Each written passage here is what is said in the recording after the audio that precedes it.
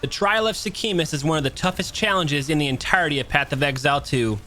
Not only does it test your build, but it forces you to play around a new mechanic and avoid damage at every turn. In the end though, you have to complete the trial to unlock your Ascension class and truly start maximizing your character's potential. I'm Joey with esports.gg, and today, I'll be going over the Trial of Sekhemas, showing you how to complete it and the best way to make it to the end. Let's kick things off with the trial's location and how to get there. You can't start running the Trial of Sekhemas until you have defeated Balbala the Traitor midway through Act 2 in Path of Exile 2. Once Balbala has fallen inside the Traitor's Passage, you'll unlock the quest to visit the Trial of Sekhemas, which can be reached by using the desert map on board the Ardura caravan. At the trial's entrance, run to the right and talk to Balbala the Advisor. This time, she's much less threatening and leads you through the trial. She'll explain what the trial is, how to get it started, and goes over relics. When you're finished speaking to Balbala, take the reward item from her inventory and place it inside the tablet at the center of the room, which begins the trials. You'll also get to insert a relic into the tablet here. Relics are trial-specific items that can be slotted to give you extra bonuses during your trial run. Some relics give you faster movement speed, while others reduce the amount of honor damage you take, which is a new mechanic I'll explain in a minute. You can purchase relics from Balbala in between trial runs by spending Sacred Water, which you'll earn passively throughout your run. Think of Sacred Water as the main currency in the Trial of Sekhemas.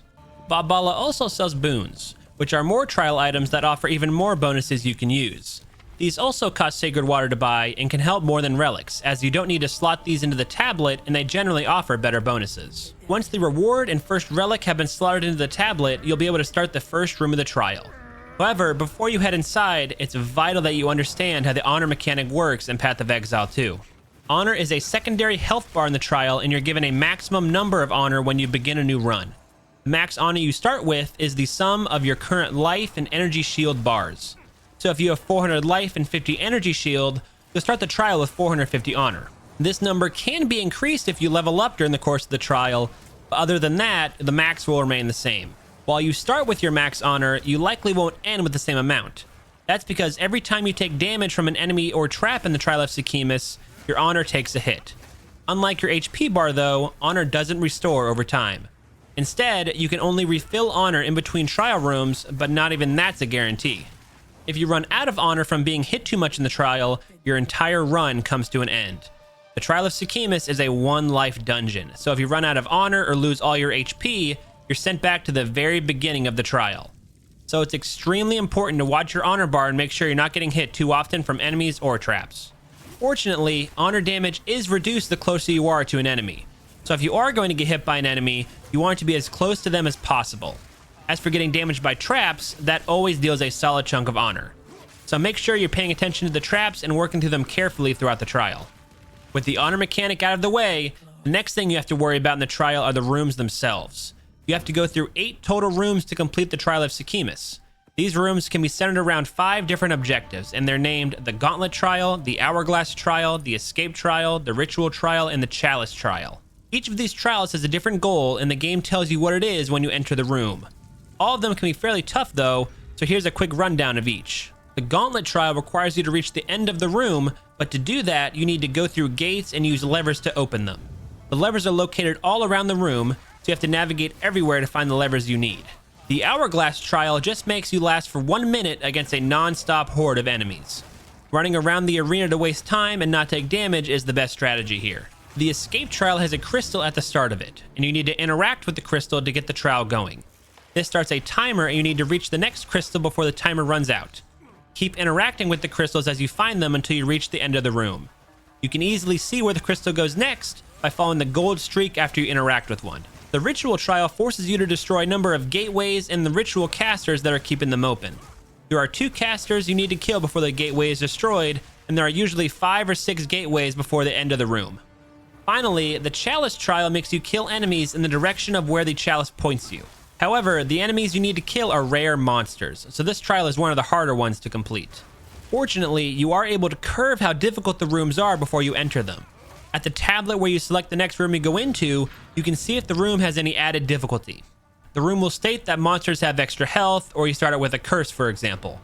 So if you want an easier run, pick the rooms with basic rewards and no added difficulty curves. Speaking of rewards, every room has a reward at the end of it, which you can see when selecting the room at the tablet.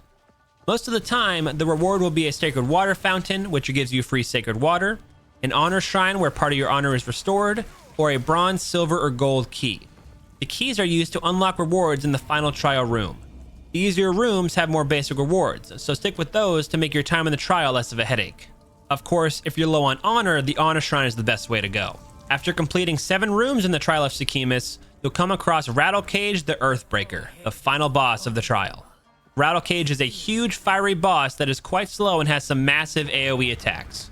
Your honor is still in play here, so remember to keep trying to avoid damage. If you lose all your honor or HP to Rattlecage, you still have to start over from square one. The best strategy to use with Rattlecage is to play at range, but if you're a melee character, you want to try and hit the boss from its backside. The boss takes forever to turn around to hit you, so just keep rotating along his back and deal damage along the way. The main attack you have to watch out for with Rattlecage is a ground slam, which has 3 turns and deals damage at longer ranges each turn. After defeating Rattlecage, you can enter the reward room, claim your Ascension class, and unlock any chest if you have the right key for them. My best overall advice for the Trial of Sekhemas is to try and not run it as soon as you unlock the quest for it.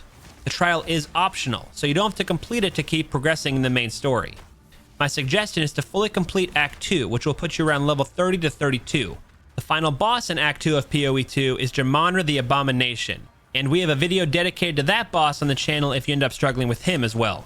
The Trial of Sekhemas features enemies at level 22, so you'll be a full 10 or so levels above them if you wait until the end of Act 2.